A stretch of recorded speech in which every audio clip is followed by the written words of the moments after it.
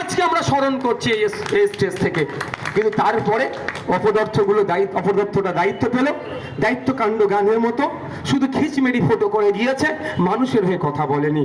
তাই তাদের শ্রীরামপুরে আওয়াজ তুলতে হবে, চলো এমপি পাল্টায়, শ্রীরামপুরের এমপিকে পাল্টাতে হবে, শাহরিয়ার ভাইকে পাঠাতে হবে, তাহলে জনগণের কণ্ঠ ওই পার্লামেন্টে গিয়ে জনগণের হয়ে আওয়াজ তুলবে।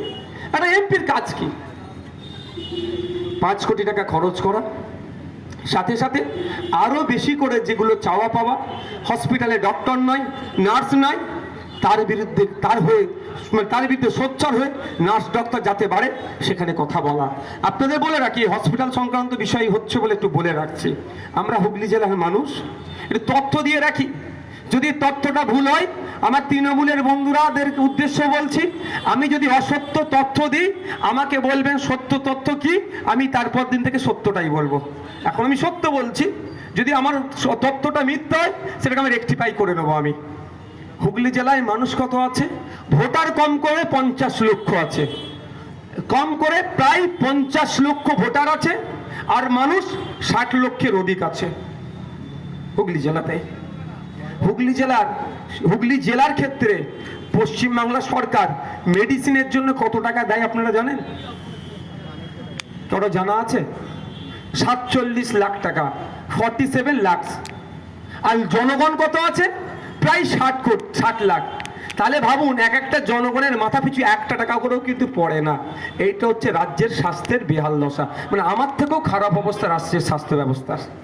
আমার তো যা খারাপ অবস্থা দেখতেই পাচ্ছেন, আমার থেকেও খারাপ। তো এই কথাগুলো যখন বলি ওদের রাগ হয়।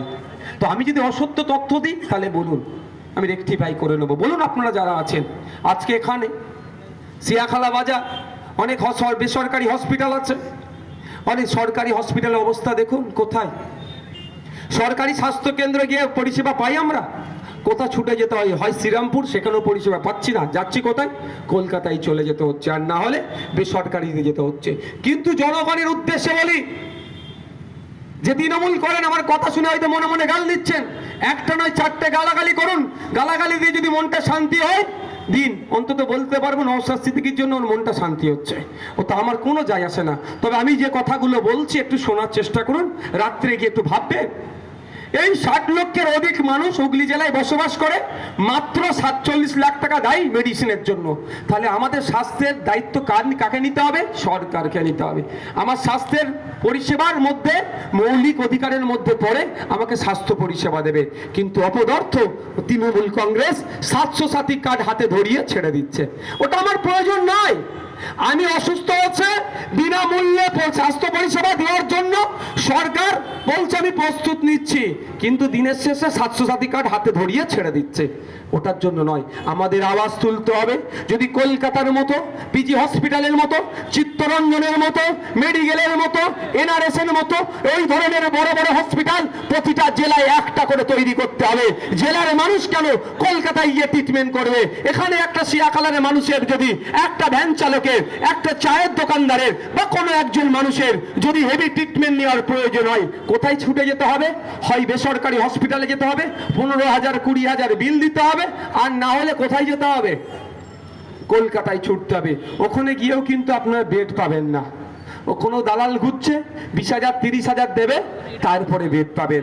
আমরা এর বিরোধিতা করছি। আমাদের দাবি হচ্ছে, আপনারা যদি আমাদেরকে কোনোদিন সুযোগ দেন, আমাদের বক্তব্য ওই কলকাতার পিজি হসপিটালের মতো হসপিটাল প্রতি জেলায় একটা করে আমরা তৈরি করব। জেলার মানুষ, শ্রমজীবী মানুষ, সিয়াখালার মানুষ অন্তত হুগলি জেলার মধ্যে গিয়েই যেন ওই ধরনের হেভি ট্রিটমেন্ট পায়, তার ব্যবস্থা আমরা করে দেবো। কারণ আমরা গ্রামের মানুষ।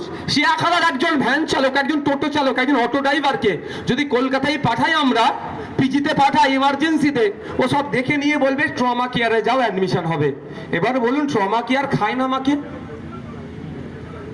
খারাপ লাগছে নাকি? আর আমিও জানতাম না কোথায় আছে যে জায়গাটা।